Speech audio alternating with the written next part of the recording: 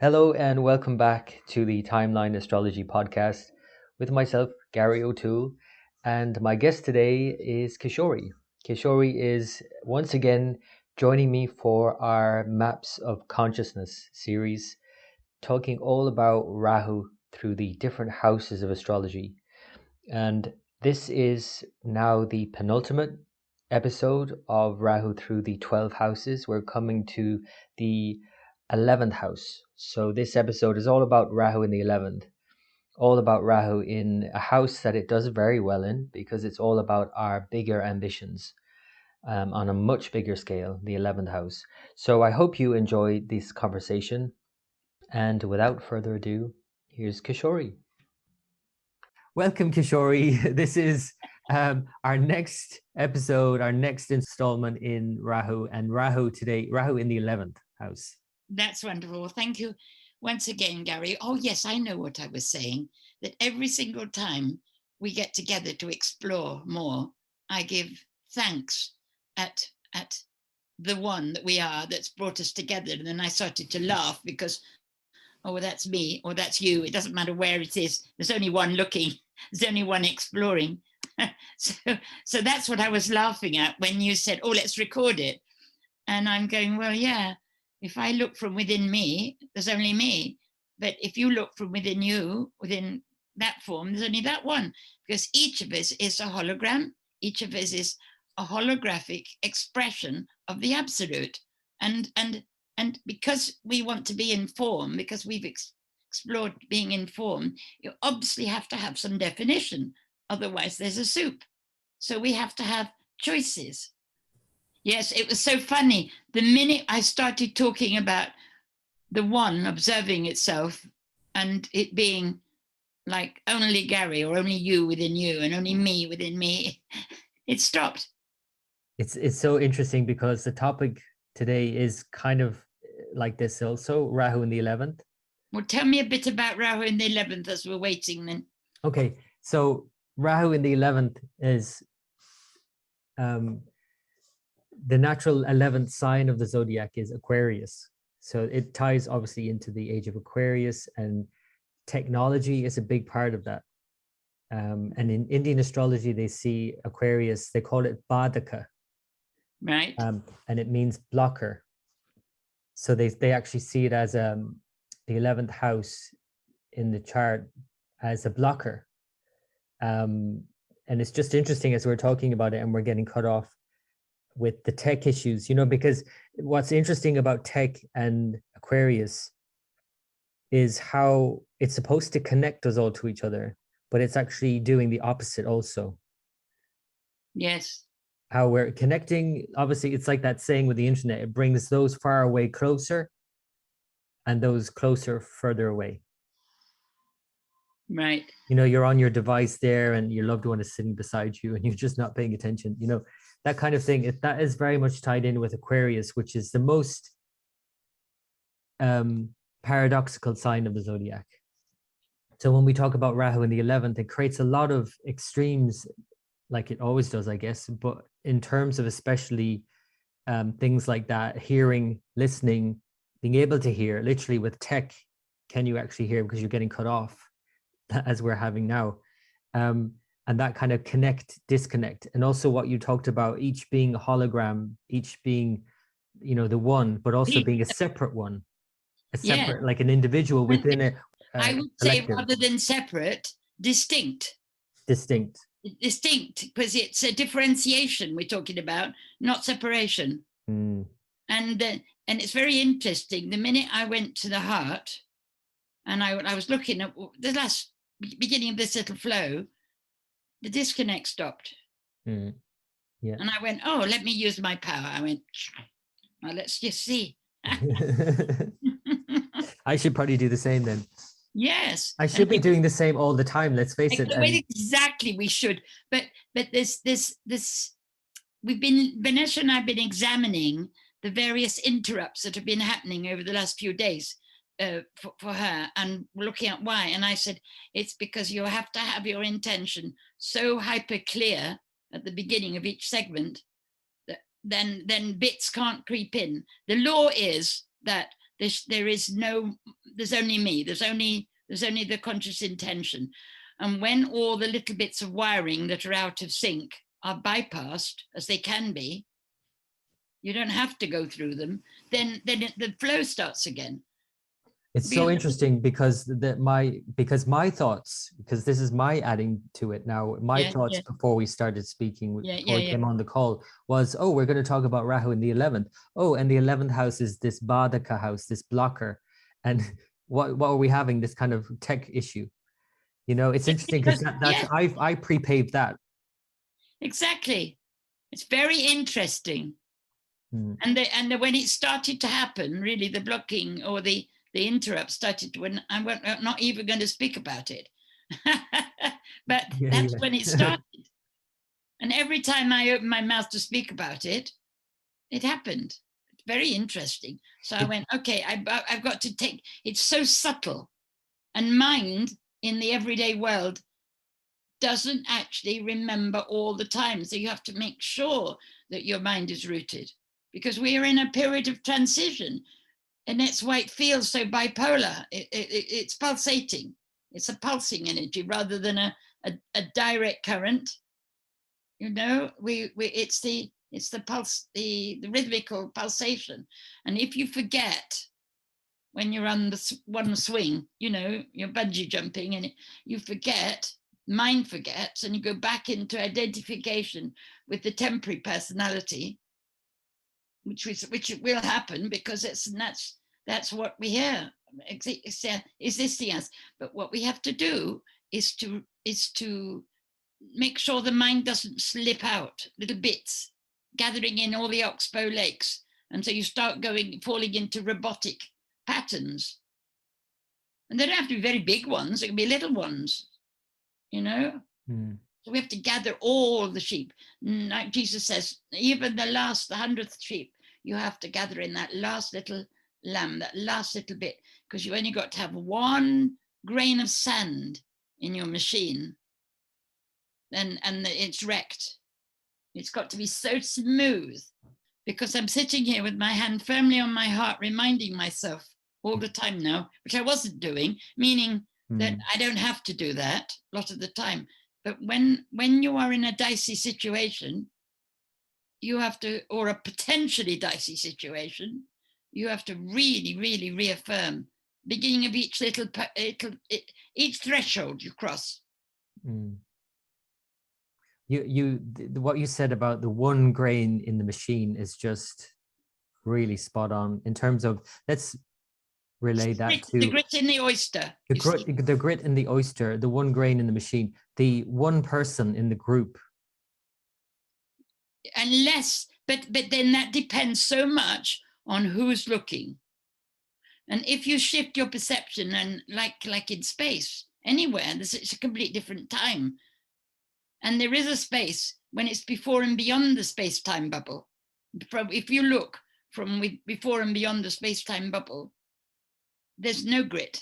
Can't be. In the heart, there can be no grit, because there's no separation in the heart field. So can I throw out a scenario to you here then? Yeah. There's a group gathered. There's a group of people gathered, and all of them are centered in the heart field. But one person is questioning the whole, why get together at all? What's this all about? And whatever's going on in the group. What happens in that dynamic? Well, first of all, I guess that person wouldn't be sitting with a group like that. But what if they were? What happens in that instance? There always is. There's always bits, because while we're in a body, we're still refining. We're already engaged in what I call living alchemy. One of my first website was called Living Alchemy, because we are the place for the alchemy that's going on. You have to be careful from where you look, and you have to know everything you're looking at as an expression of truth. There is not 99% truth and then a scrap. That's not. But the one who is looking, or the space where you're looking from, you have to be aware of that and not let your attention slip from that state. Because if you do, and you will find that, because in all of our bodies, there's always the rogue cells. We haven't yet, we're not born with the full, shall we say, the fullness, the plenum, the purna. It's not fully born yet. We are unborn. We are in the process of within the time story. But prior to the time story, the time-space bubble, it already is whole already. The whole thing's already done. So you have to be careful where you're looking from. And if you identify with being less than the plenum, less than the whole, then yes, there is a possibility of a breakdown. But mind will go off at tangents, you know. The natural state of the mind, the disconnected mind or the fragmented mind, is to be all over the place. See, within the time story, there is the becoming. Prior to the time story, there is no becoming, there's simply being. And we are exploring the possibility or the movement of being of each one of us becoming the whole, the continuum, prior to the story, penetrating into the story, and knowing and remembering, knowing the gathering together of the wholeness, because we had to, and it's forgetting is not wrong. Forgetting was part of the story, because if not, you couldn't climb your way back. You know, you couldn't actually go. There would be no story. If you put on a movie, a blockbuster movie, and you go the end at the beginning, there's no story, there's no fun, there's no entertainment. And so the consciousness is apparently in time had a dream of fragmenting itself into its bits and pieces so that it can explore. And Rahu is amazing, because of Rahu is the key to all of this. He's the key to the fragmentation, but he's also the key to the whole. Yeah, and it's love is a continuing expression into the more, to infinity. So I don't know. I mean, my mind won't quite understand infinity. I feel like I'm being that child at 5 looking out at the stars and saying, Mommy, what's forever? What's forever? What does it mean?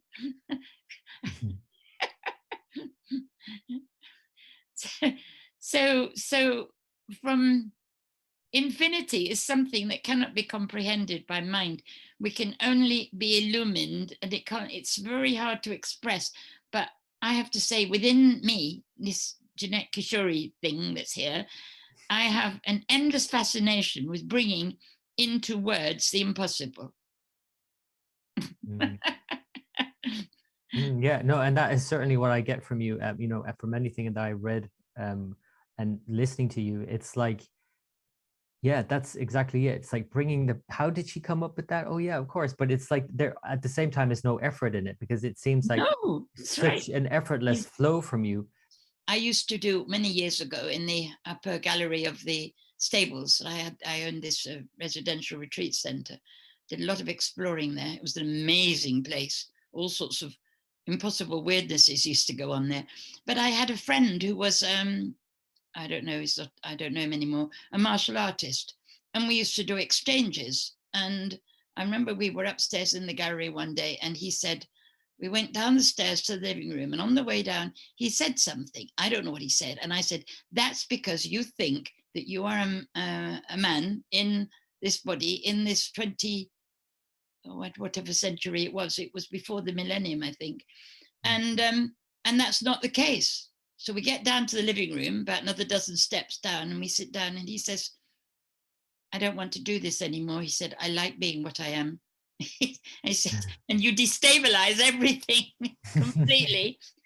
You destabilize everything for me. And we were good friends, and because I always had a fascination with martial arts.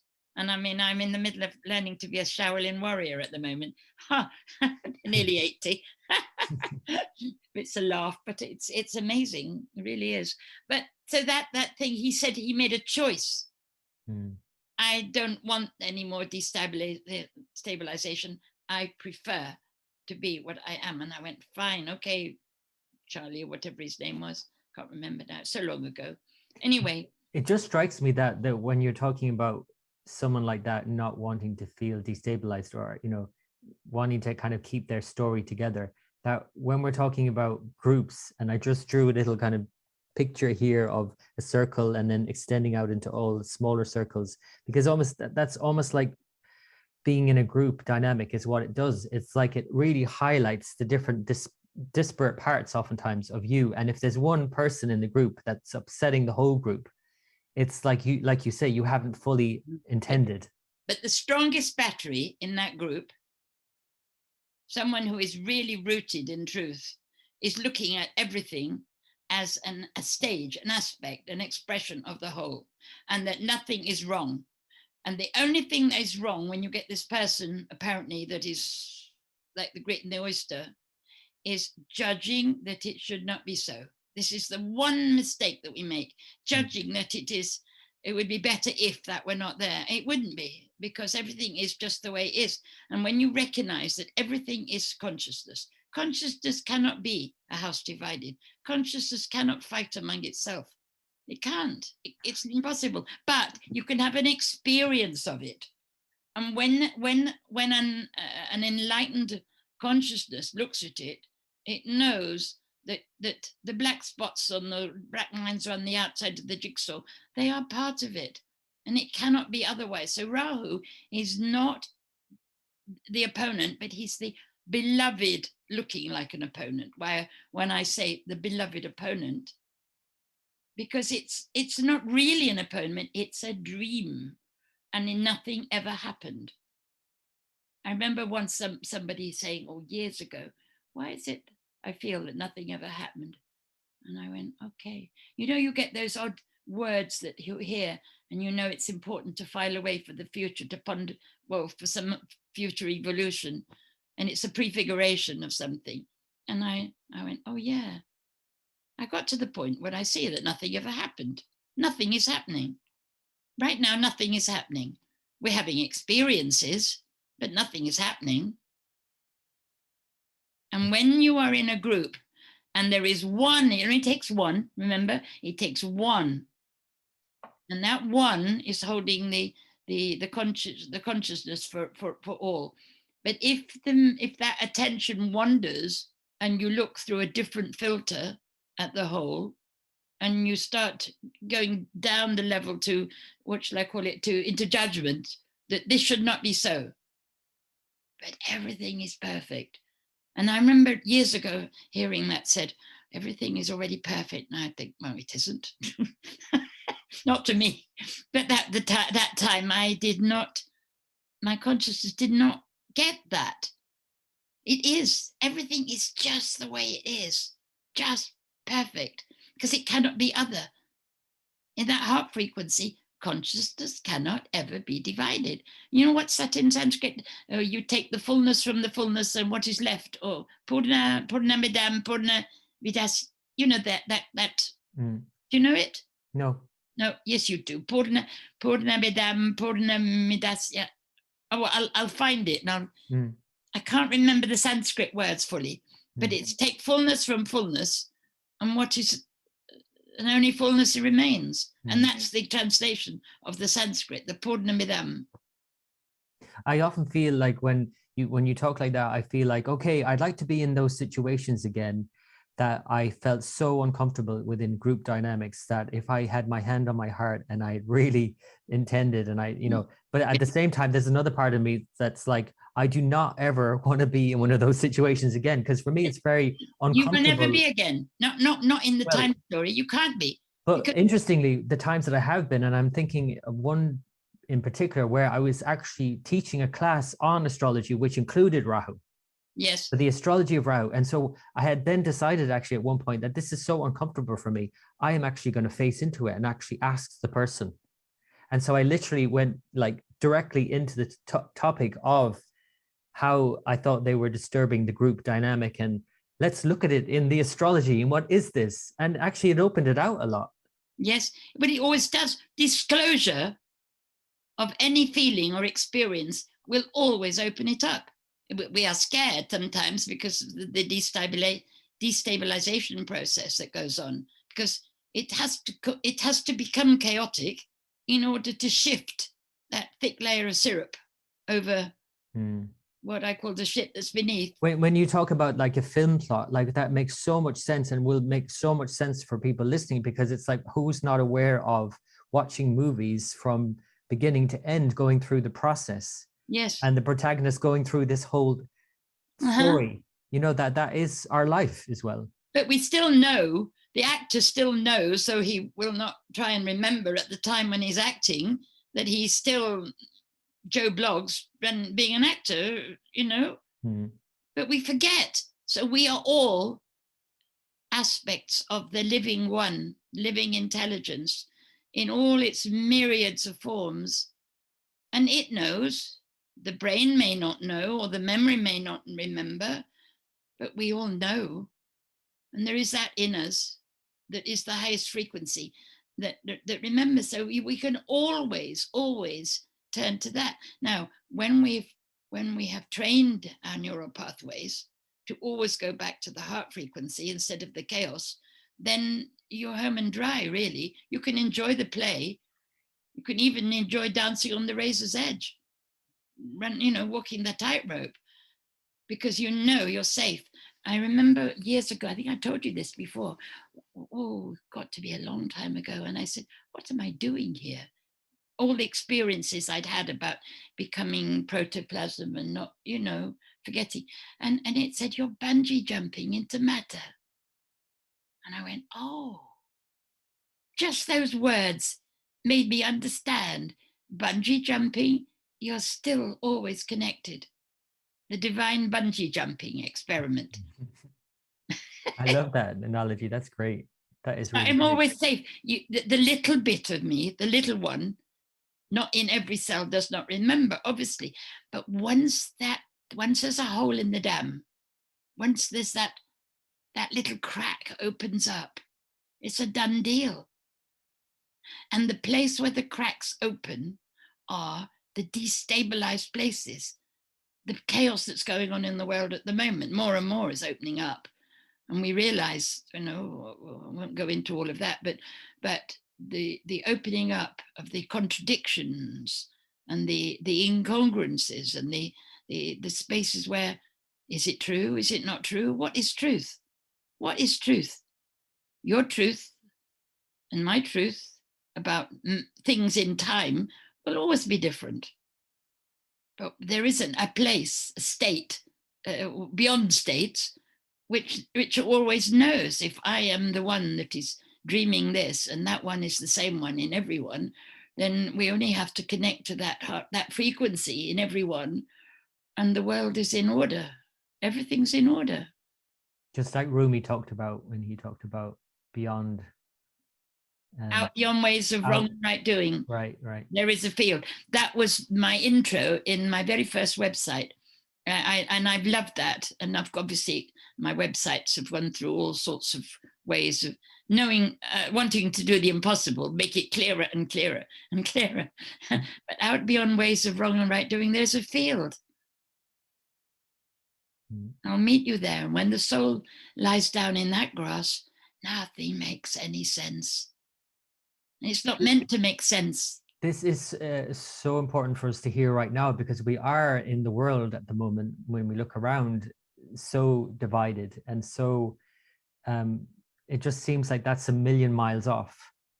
It's not like it's even on the horizon that we can find that, but like it's just so far off. It's not on the horizon, it's here. It's right through the center of the heart, and you know yourself. You can have your mind whirling all over the place. The house is burning down. This is happening. That's so much is happening. You put your hand there and a breath comes. Oh, it's a nightmare. And I've woken up. And I can get up out of bed and do something different. And the whole thing reconfigures spontaneously because a different frequency is tapped into. Now, you know that experience. And that experience, when we repeat it, when we allow it to be repeated over and over and over again, and we know that's the doorway. The doorway is through, as you explained in that situation, you open it up, you disclose, and you open it up, and all of a sudden, what is really going on, which is nothing at all, it becomes crystal clear. The mind is totally illumined, and then mind serves the purpose for which it exists, is to know and remember who and what we are, and that we are the originator of the whole movie. This is the point at which my movie starts. And when I'm in that place, like namaste, when I am in that place and you're in that place, there's only one of us. Now, if we didn't have the experience, though, of being differentiated, look, you look at my fingers. If my finger didn't know that's a thumb and that's a little finger, they couldn't play together. We couldn't play music. We couldn't play a piano. So what we have to do is to be in that place of absolute total knowing, and still have the experience of the beauty and the wonder and the differentiation, the distinction of this fabulous existence of all the different expressions. Every tiny thing, from a grain of sand or the tiniest little particle that can be imagined. You look at quantum physicists, what they're doing. They think there's a particle, they start and explore it, and they find it. Of course, because you can only find what you're looking for. How could you find anything else? If your intention is to find out, then I remember my early researches, and my being said, I am nothing and everything in between. And together we can make your magnificent dreams come true. I can be whatever you choose me to be. What do you want, my dearest heart? And the way it used to speak to me in the early days when I was like a child learning, it would speak like that. I can be anything you choose. What do you choose? So as you see it, so it is. Not even so it shall be, so it already is, as you choose. So what are we dreaming now? We're dreaming dreams of chaos and reactivity.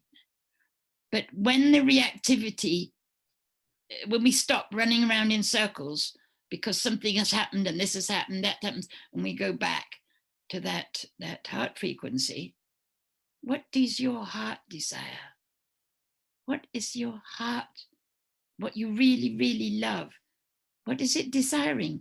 Well, we want the everything's all right state, the Euroboric state. But if we start and stay in the Euroboric state, nothing ever, no story. There's no story. There's just a child lying in its mother's arms, drinking its mother's milk, and nothing ever happens. And so therefore there's no story. And consciousness is here to expand the dream, the story. And we are the point.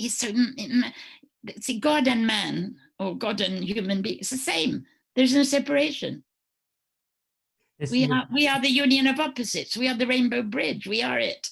You're bringing up such an important point in relation to Rahu if we place it in the 11th house, because yes. The 11th house is very future orientated. So when you say nothing is happening, at the same time, let me be, again, devil's advocate here.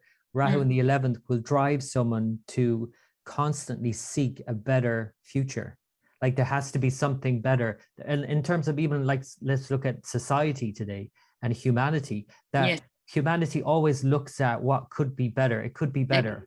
Exactly. But let's define, first of all, what are they actually doing? The action of seeking is the mistake. This is what is that word, pragnam parat? The fault of the intellect or the intelligence. I know. I can't remember. Prajnaparda, I think it's called. Or whatever it is, anyway. Prajnaparda. Yes. So when you are seeking what you already are, that is not going to be possible. You have to turn around 180 degrees from where you're looking outside and turn around and look back. And that also includes body is outside. What you are is that point of arising. So that's what, when they say that, that's saying be the change you want to see in the world. Exactly what they mean. But the thing is, when all these little memes and words, and they don't become innate. You have to actually embody fully and know it and experience it, so that every cell in the body is alive. We have to give life to it by recognizing what it is. What is it?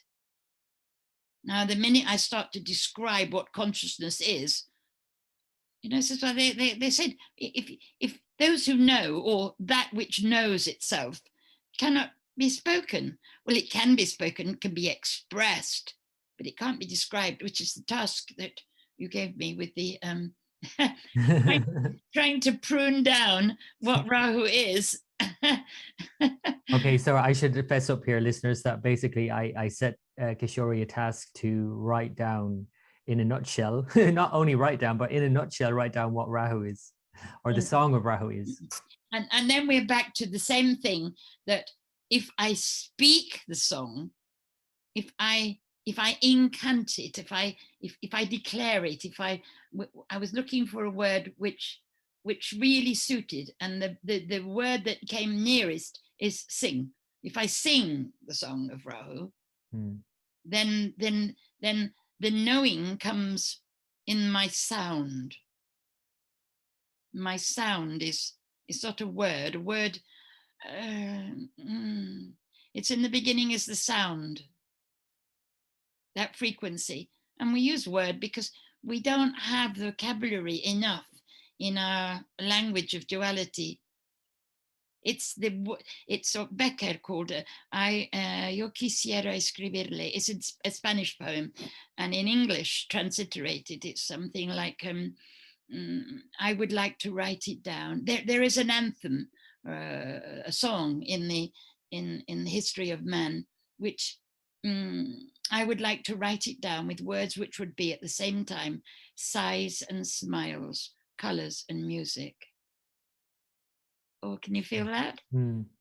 We can't, but poets do their best, and they, that's why it's a song. It's not even a poem, really. And Rahu is the dissonance at the furthermost reaches of the infinite resonance. And the infinite resonance includes the dissonance, because it's the unfolding, and every wave. See, the ocean is a collection of waves and pulsations and rhythm. And they keep breaking, but the ocean is still whole. It's the Purnam that we spoke about. I'm going to find that Sanskrit verse and send it to you. The fullness. Take fullness from fullness. You don't get, what do you get, Well, this is really, I mean, this is fascinating. That I didn't even preempt any of this. I didn't prompt any of this conversation, but it's all nicely tying into the 11th house. I didn't even have to mention the 11th house and what it suggests and all of that.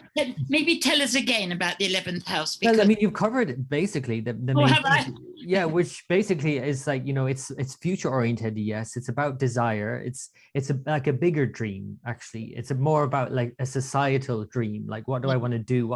What is my big dream, and connecting to society, but also friends and networks and people. You know what it is? Future, when you say it disconnect in a disconnected way, it looks as if it hasn't happened yet. But the future unfolding, let's say, of a rosebud, it's all there, included in that rosebud. The unfolding of layers and layers of petals. And if you imagine a rose unfolding to infinity, never finishing, always new levels and new levels and new levels. But your mind stops after a while, because you can't. It's like me at 5 years old looking at the stars and saying, "Mommy, what does forever mean? What is it? What is infinity?"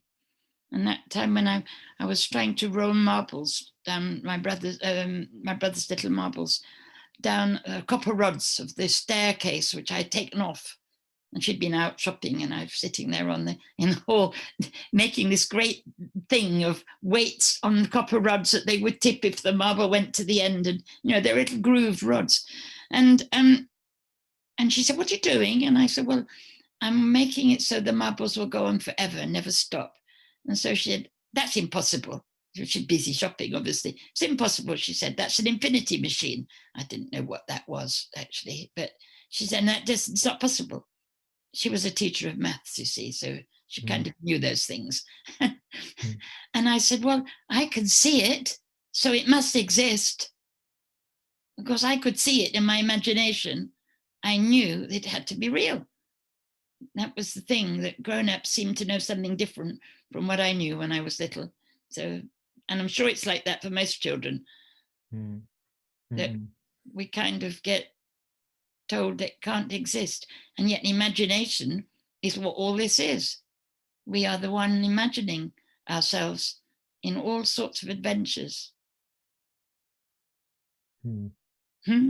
I'm thinking about, it's almost like new points at this point, because I normally come in with my sort of like Rahu in the 11th problem, and you like swiftly sweep that aside.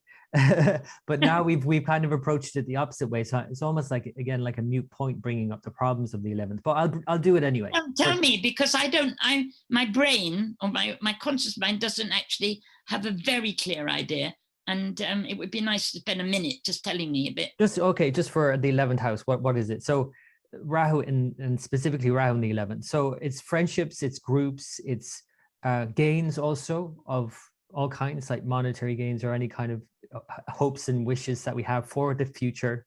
So it is a very future oriented sign in that sense. And Rahu is already very future orientated in a sense. I know what we're talking about is very different, but in terms of how the astrology is interpreted, Rahu and the 11th house both being connected to Aquarius, it's all about this utopian future in a way. Yes. So it's like this, we've put that out there, that this is what we would like and what we would like to gain from doing anything, because the 10th house is the house of karma, of action. So that the next house along is what we gain from that. Okay, I see. So it's if you could imagine what a camera obscura is like. When I was a child, we used to go to Edinburgh to visit my grandmother, and I remember going to see the camera obscura in Edinburgh. Fascinating. And it's all there. The whole of the city is laid out, except it's a grayed out. And it's grayed out. Grayed out. It's grayed out because it's very shadowy, and the operator would focus this little laser beam onto or I don't know what it was, but it was like a little beam, and a whole little section would light up. Now, whatever we put attention on would open up into great detail, and you could see what was going on in that part of the city. But he had to focus. He had to put the rod, the beam, and that's like us. Every single thing that could possibly exist in imagination is all already there and enfolded, like the several hundred years old oak tree is encoded in one tiny little acorn. So when we look at what's going on in the world right now and how it's giving birth to something else, but it's also could be anything in a sense. Maybe it's not going to be anything because it's an acorn perhaps, but that's growing into whatever. But at this point, we all sense that, the possibilities that could come from this. It's simple. What do you put your attention on? But I'm saying, so for example, when they say one person's utopia is another person's dystopia. Yeah, exactly. Because you can have, you get the old story, old chestnut of there's an accident and 20 people have witnessed it and everyone gives a different description, but the accident was in one place, but everybody had a different experience, because there's reality and then there's experience and perception of each individual. So we can all be having an experience of this world that's going on, and we can be having complete chaos, heaven, or heaven, or it could be heaven or hell, according to what you are desiring, what you're desiring to see. If I look at what's going on in the world, I see a birthing process. I see a womb in transition, moving from being a container for nurturing into moving out of the Euroboric state, or out of the syrup on shit sort of experience, where it's all going on underneath. You can't see it. It's a fairy tale, Gary. The nearest you can say is that our life is a fairy tale. And once you know it's a fairy tale, and you are the witch that put the spell on, and you are the fairy godmother that undoes the spell, and you are all of the archetypes together. And if you identify with being the one that's the point at which it's all arising, and you know that you're the one that casts the spell and you're the one that removes the spell, yeah. Then the joke, it's a big joke. Then all there is to do is to enjoy it. We are here. It's a playground. I just wanted to try and get one more question in because I have a real burning question about this, about the 11th, which is all about listening. So the 11th house, can you still hear me? It's amazing how I'm bringing up this topic of hearing and we keep getting cut off. It's amazing because the question I wanted to ask was about hearing. So we can't hear each other. So, and Rahu in the 11th is said to create problems in being able to hear. And we can see that obviously play out very obviously and extremely in the world at the moment where people are not listening to each other anymore. Tower of Babel. Right. So I should explain to listeners that we keep having, it's interesting how we're talking about the 11th house, which is said to be the house of blocks, the Badaka house. It creates blocks and we can't hear, and all of these things are a problem. And we're having all of this tech issue and we keep getting cut, the line keeps dropping. But anyway, I'm just wondering about the thoughts about Rahu in the 11th, the shapeshifter, the exaggerator, all of that in the 11th, which can in a way exaggerate things but it also blocks things. It's like all or nothing always. So it's like you're not hearing what everyone has to say. Because if you think about the most organized organization or association, a group of people coming together and everybody's having their opinion and throwing it into the conversation, how can you, that's the thing. I know the answer to this, of course, but I'm just putting it out there for people to hear that, when we're engaging more in a group, it's just multiply by, if you've got any dissonance going on in your own being, multiply it by however many people are in the group. Do you know what I mean? Yes, I do know. And the thing is, obviously, it's wonderful if each individual is focusing in from the heart field and in the heart field, but it only takes one. So, the old idea of having a guru to manage to run the ashram and holding his consciousness or her consciousness, everything. The thing is, if one person is holding that space with a prior intention of that very highest frequency, it can mitigate against all of that. So it behoves each one of us to practice being identified with the heart field, coming from the heart field in little things, in big things, in every breath, in every moment, and knowing the identity and somehow linking the mind, the root of the mind in the heart field. Then the mind is illumined and there's no judgment. Remember this statement of Jesus, judge not lest you be judged. It's the deciding that this is wrong, should not be. This is the big error of the mind. That lovely phrase that I'm going to have to remember in Sanskrit. But it's that only takes one, because there only is one. And if one aspect, there's one little tiny, even in cranial, they understand, you find the place which is the rightness, which is coherent. You only take one that's really coherent and it can encompass the whole of existence. Fine, but outside that heart field, the radiance of the heart field, then yes, fragmentation is like the Tower of Babel. How they were all together, all listening to each other, and all of a sudden, as the myth goes, nobody could understand each other because all the languages were created, and people all only spoke their own vision, their own frequency, their individualized.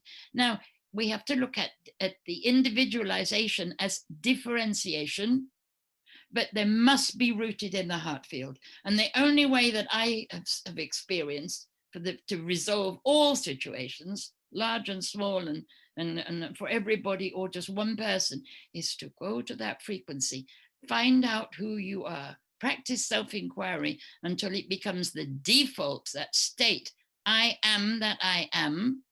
And that state is it is known and informs every expression. So whether it's in a movie, you've got a good director and a script writer, and you don't chop out all the bits that are uncomfortable. You know, that the moments in a movie, I used to watch Quatermass through the crack in the door when I was a little child. I couldn't bear it because it was so horrible. But and so it's as Eliot says, mankind cannot bear very much reality. But if you bear it from the place that is in separation, or you attempt to, it's impossible. Because there's somebody dies and somebody this. But when you know it's a dream, when you wake from the nightmare and go, oh, or we walk out of a movie, oh God, that was challenging, you know? But that's all it is. But we have to not know fully, otherwise we can't play. We can't be an actor. An actor has to become so identified with his part or her part. But deep down, I mean, let's say if there's an explosion and the theatre is raised to the ground, the actor remembers where he has to go to find his car to go home. Do you see what I'm saying? It's like, but that's exactly how it is. Now, once we know that's how it is, then the task or the game has to be, how do I communicate that to every cell, to every aspect of myself? If I were fully complete, which I am, but within the story, then there'd be no story. We're all sitting up there as angels in the clouds, for example. I don't know what but we're all at peace. And if everything is experiencing that all the time, then there's no story, there's no expansion, there's no the deep feeling, the deep emotions, the deep. I remember when I used to write, and I would think, if I don't have a deep feeling, emotion or something, I don't feel much like writing, unless there's a huge urge that comes from deep down, something new wants to express. So for me, it's much better to get something that we can share with the world if you ask me questions or there's an impulse. Because if I don't have something that appears to be outside, I just sit there like the yogis in a cave in bliss. But I'm not doing that yet because I've still got bits in my body that I want to bring back into whatever, to remember, to gather the bits in. So anybody can be at any moment in heaven or hell. It's so important for us to hear that at the moment because of the way things seem to be, right? So it's like to hear that it only takes one rooted in the heart. It takes you. You don't think at somebody else's job. But this is what I'm saying. What seems to be the case these days is that everybody's blaming everybody else. Exactly. Well, it's projection. If you look at the beginning of the stated intention of the Song of Rahu Facebook page was radical withdrawal of projection, I mean, shifting perception. It's all a matter of where you are looking from and judging what you are looking at. Now, there's one thing to see. It's all made of, whatever you want to call it, candy floss, consciousness, filaments of light. And the quantum physicists are on the treasure trail. They are having a fabulous time finding new particles and quarks and whatever. It doesn't matter what they look for. You can only find one thing. It's all fractaline. It's a fractaline universe. So whatever you intend to find, you will find. If you intend, when you get up in the morning, I'm going to have a bad day because I kicked the cat and I stubbed my toe, and that's only a very silly analogy. Well, actually, it's not a silly analogy in terms of I don't mean silly, but it's but in terms small. In terms of but in terms of astrology, let's face it, what we're doing all the time with astrology or any kind of divination tool, we're telling stories. We're seeing something, we're interpreting it and telling a story and then having the experience. I'll give you an example. I interpreted something last week. This is amazing. And I looked at the eclipse that occurred a few days ago in Taurus. There was a full moon, a lunar eclipse in Taurus, conjunct Rahu. Okay, so my interpretation of that is, let me pull out some words for that. Taurus is the earth sign, so it's all about smells, and it's very, tactile sign, and it's about something luxurious and lovely. And where did I find myself later on that day? So I had written a piece that morning that, oh, it's all about smells, and I talked all about smells. So I went to an art gallery. Yes. And I got as I went into the art gallery, the first exhibition was not a piece of art, a visual piece, it was a perfume. But when you smell it, it's literally like you're in a forest, a musky forest with honey smeared all over you. Yes. So I just want to say, I actually had already wrote that in the morning, and then I went to have that experience in the afternoon. Okay. So be clear. There is no fiction. There is no other. There is you. Where you put your attention, especially with a feeling and passion and love, it's magnified, that you will experience for sure. So one of the things that I've been playing with is, what I do with clients as well, rewrite with great sensory awareness the detail of what you want to experience. I play with something I call the magic notebook. And the magic notebook is a way where you record what you want to experience, what you already are experiencing that you love, and what you want to transform. And in 3 sections of my notebook. This is a new product that I'm working on bringing out rather than just playing with clients.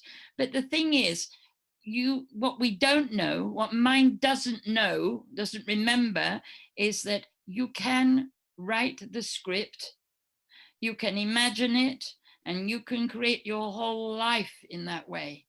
Now, there are lots of people teaching it, but they don't understand that that is actually what we are doing now.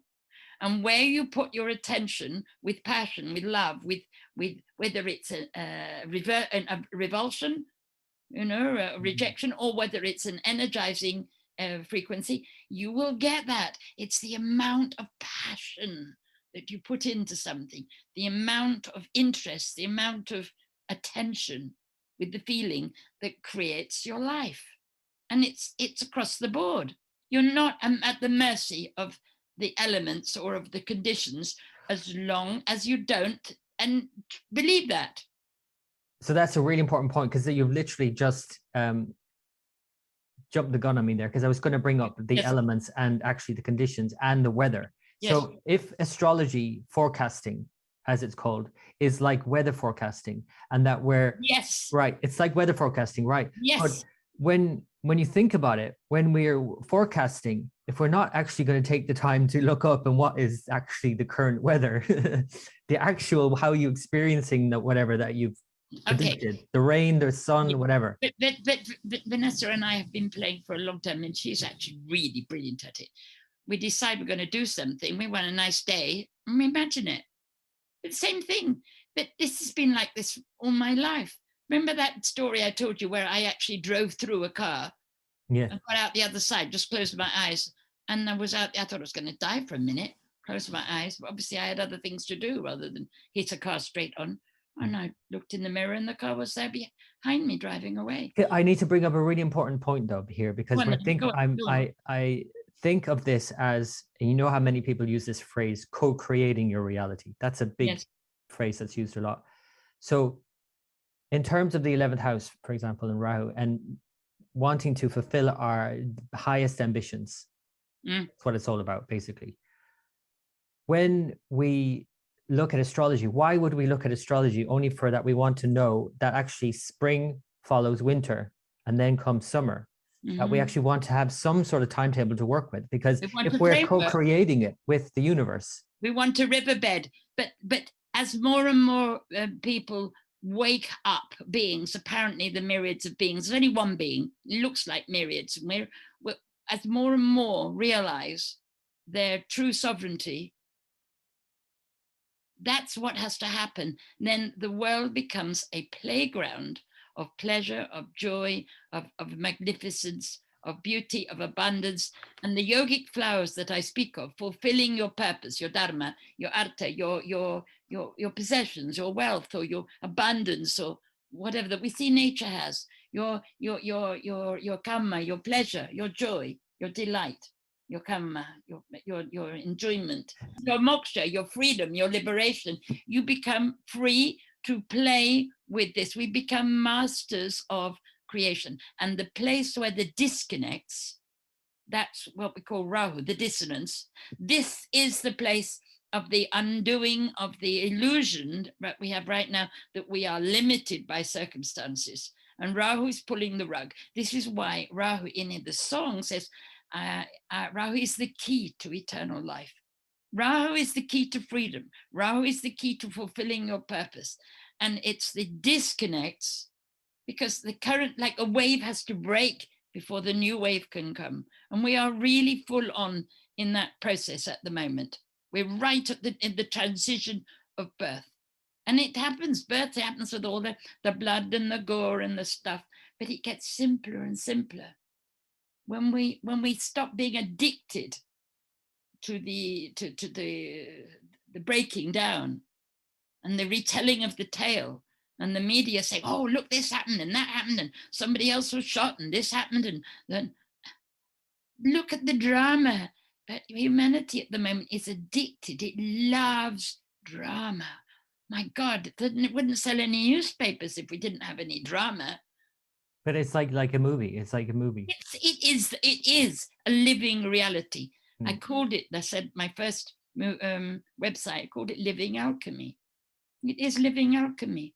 We are in the process of changing and finding out what we can do with this world, what we can do with the world. But when you say something like, oh, myself and Vanessa, we envisaged a bright sunny day, is that not just you and Vanessa getting in alignment with the sunny day that is about to that you can you know, because let's put it this way, like your higher self and Vanessa's higher self, which is the one self, knows the sun is about to come out, but you then get out of the way and into alignment. But then the possibility of you hijacking that and Rahu saying, oh, you did this. If you do it through the heart frequency, when there is absolute peace, when you move from the effortless state, you know it's in alignment. Now, I can't speak in ordinary everyday language about this reality. I remember years ago asking myself, if a tribe in the desert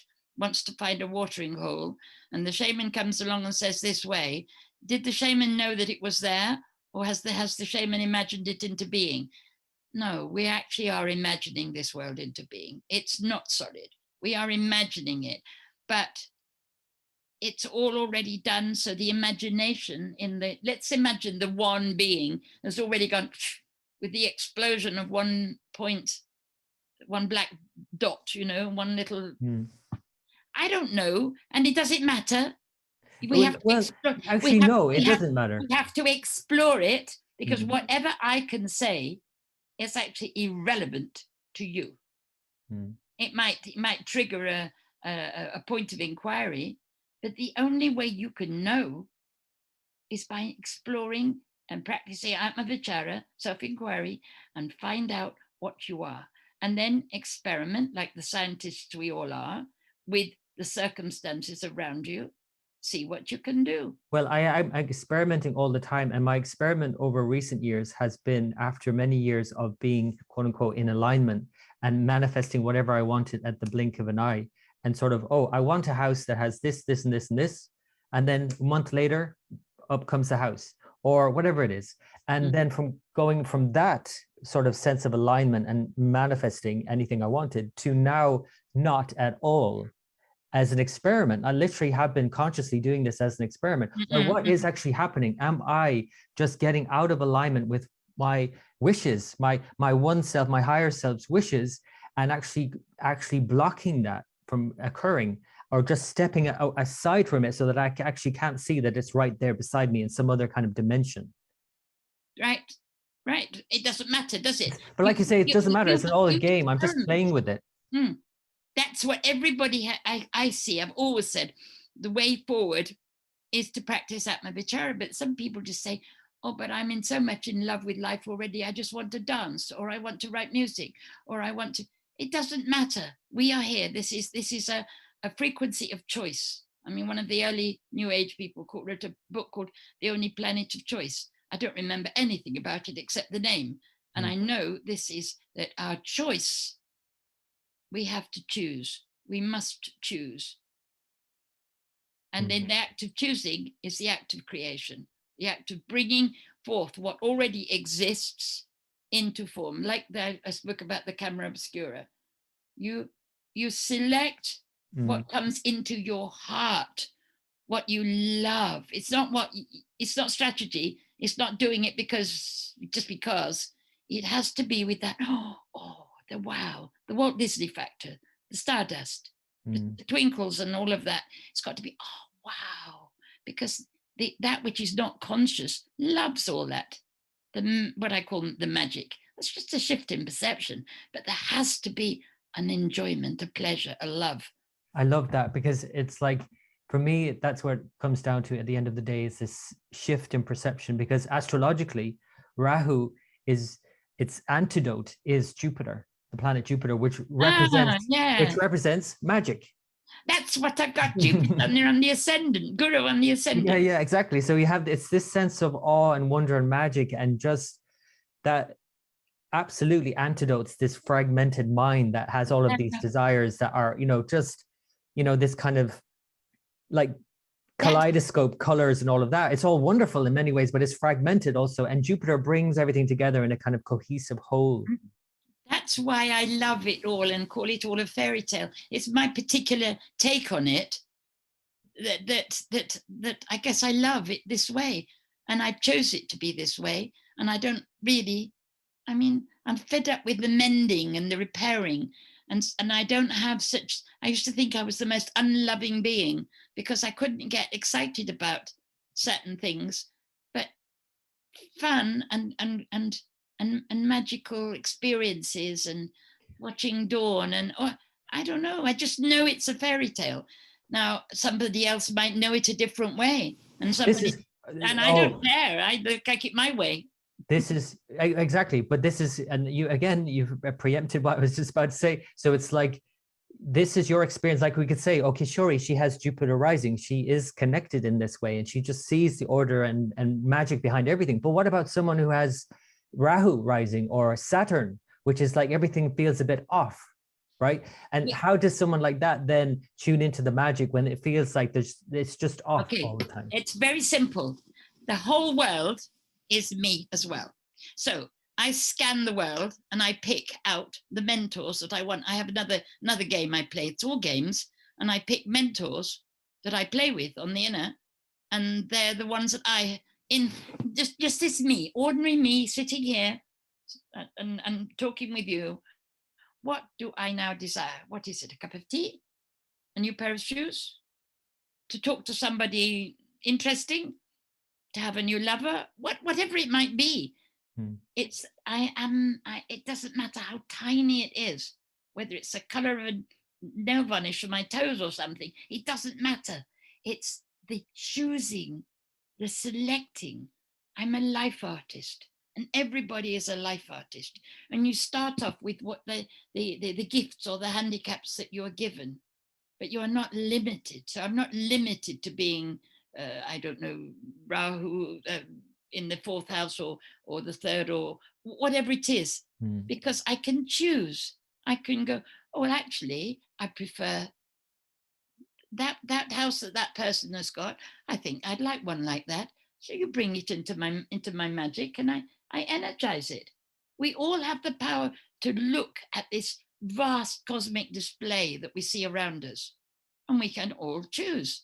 Instead of going to the places I haven't got, you go, oh, whatever anyone else has, thank you for showing it me. I can put that in my my order book, and my, that person over there has ordered, I don't know, vegetarian moussaka or something, and I've got yesterday's old spaghetti. I can say, well, actually, waiter, take this away. I want that one. And it's just like that. But because we believe that we can't, it's like, what would you like to believe? Do you all know that you can have anything? You can put in new beliefs. You're infinitely programmable. You are infinitely customizable. Your life is your movie. But if you believe that you can't have that or you can't experience that, you won't. I mean, I don't actually feel like being a deep sea diver or a ballet dancer, but I have certain little preferences that I'd like. I like this color, I like that. And so if you live your life from the knowing that you have to use your gifts of imagination and joy and excitement and interest and learn how to energize a particular frequency, you can repair anything. We are infinitely customizable, and we are at the process right now of many of us learning that we can. And instead of just saying, oh well, yes, it's possible, we experiment with it, like you are experimenting, like you've explained to me how you were experimenting. You were experimenting long before you met me. Mm. And the fact that you meet somebody else that's also playing in a slightly different way, and you get two beings together, you get that experience of light refracting on light, two individual, unique, exquisite expressions of consciousness. They come together and the inner magnifies it. It's still your choice. You select things for your magazine because it's your meal or your display. It's your cosmic display. It's Gary's. And I take from it whatever it is that I choose to display in my new portal on Rahu and my what. And we all are doing that. But many people don't know that they are sovereign yet, but they love to be.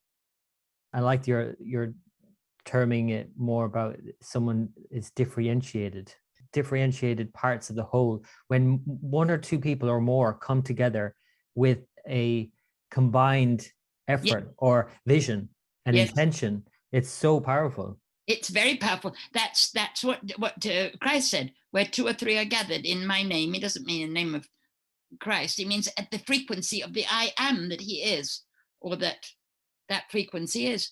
And when you come together, as we all are, or not all, but many groups of people are gathering together in communities, in union, then magic happens. That's the Kayala Yoga thing that I talk about, you Yeah, know? yeah. That's for me. It's kind of fascinating, a bit scary, um, as well, because of my sense around groups, and then kind of having been to groups before and kind of losing my sense of autonomy, or seeming to, and kind of wanting to kind of remain an individual.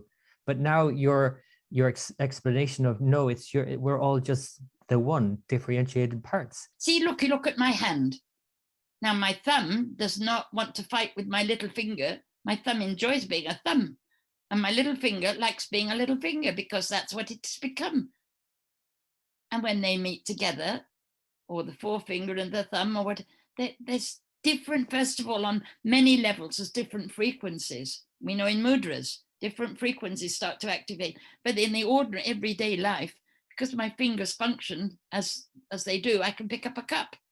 Mm.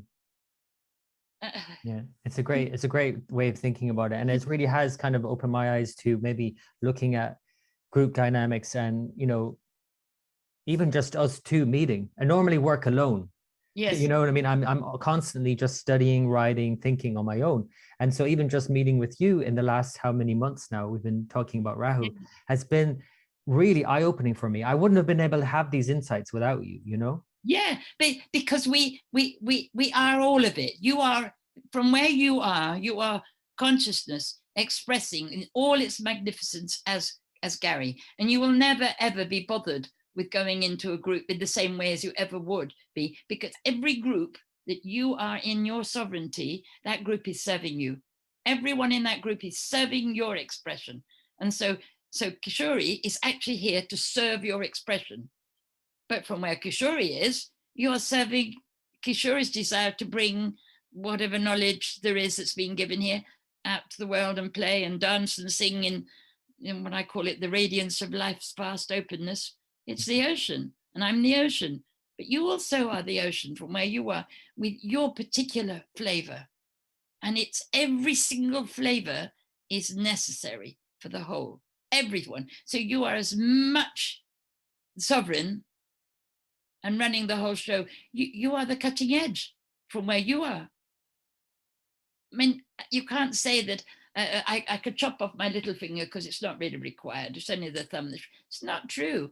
Every bit of the body, and whether you call it life or a physical body, it doesn't matter, is of equal value. And the principle of equivalency is one that I was taught years ago. I was sitting, got to be 40 years.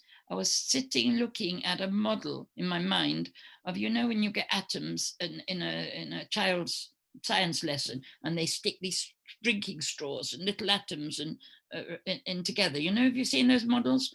Okay. Okay. Yeah. Yeah. And I was examining what a guru was in those days. I wanted to know what it was. And I was being shown that the old idea of having a central figure with lots of satellites is gone. It was useful at some point, but it's not like that anymore. Everyone has that living sun at their core, and each one is that fully. And that from where you are and you identify with being sovereign in your expression, your only thing is to have as much joy and as much pleasure and as much magnificence expressed through the form, the God that is Gary, and you are the cutting edge. And when everyone is in the heart, everyone is served equally. It's balance we require.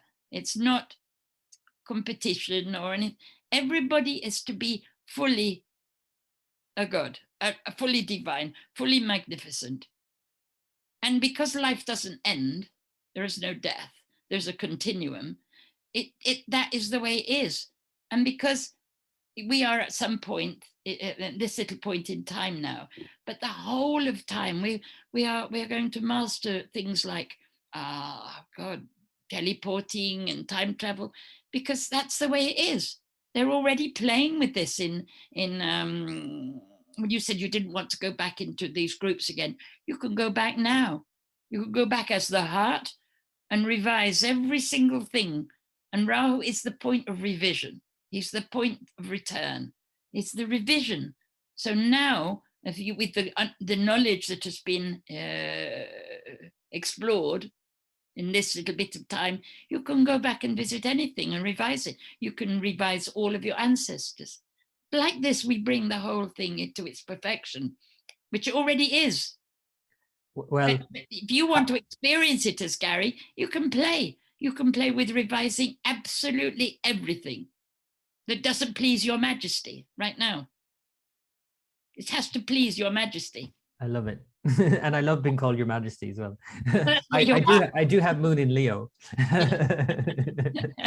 But it's amazing. You've once again, you've preempted the next house, and I'm really sad to say the final house as we talk about Rahu in the 12th house next time, because you talked about ancestors and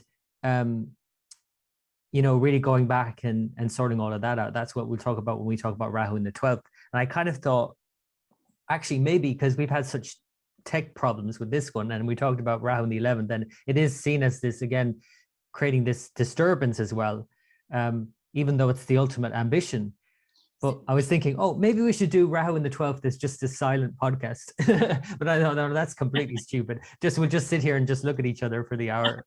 And then we'll release it as silence. But this is all happening. We are already still sitting in silence looking at each other, as well as expressing all the other dimensions, the dimension of just Gary and Kishori sitting looking at each other.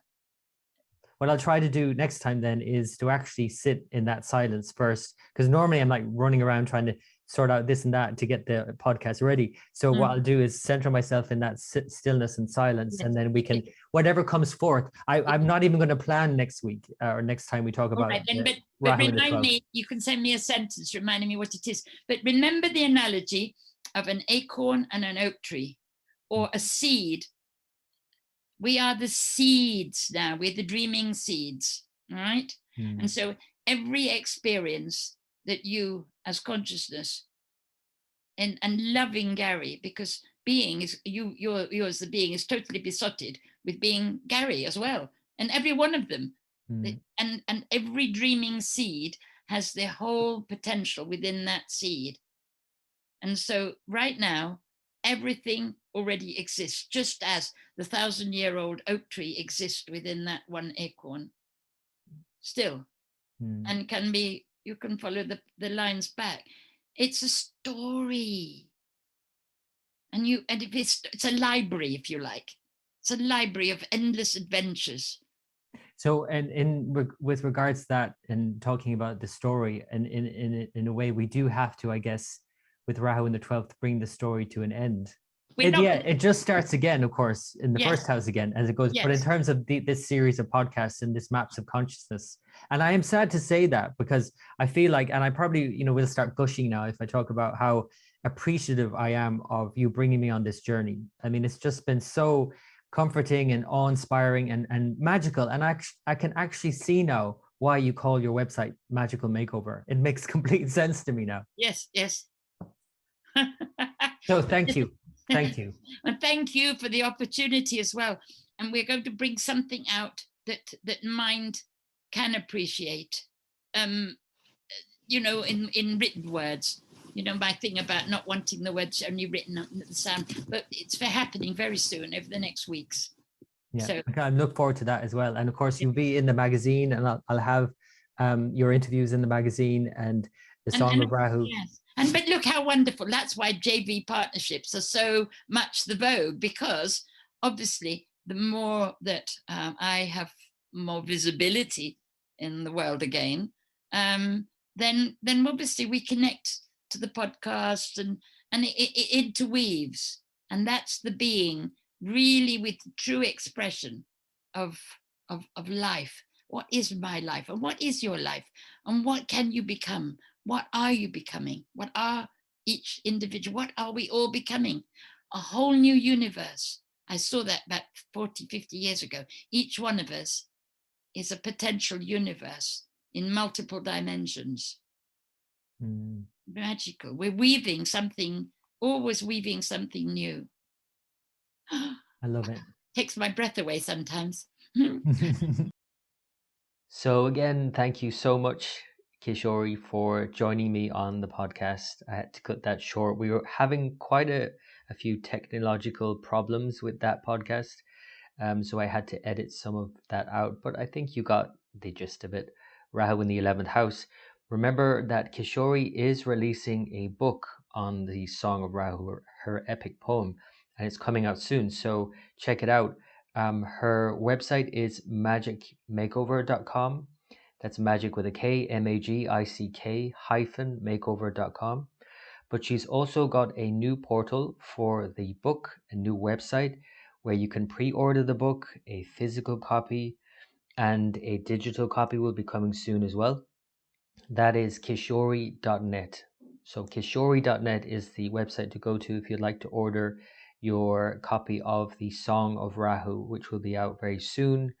And also she'll be adding to that website and new programs and so much more fun stuff. So thanks again to Kishori.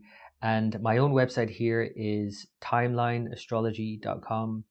You can also find me on patreon.com/timelineastrology. I write daily reports for patrons of my website, supporters who pay just a very small fee every month. $5 is the initial fee. If you wish to pay more and get physical copies of the magazine or any books I release in the future, you can pay $10. And then I have a higher tier for those who want to have like week-on-week astrology guidance, as well as mentorship, which is the highest tier. So check it out. It's Patreon. That's patreon.com. And you can just search for Timeline Astrology. So thank you so much for listening to this podcast all the way through to the end. I hope you got something out of it. I hope you enjoyed the content. And next time we're talking about Rahu in the very last house of astrology, Rahu in the 12th house, and bringing it full circle. And I look forward to sharing that with you soon. So thanks again for listening, and until next time.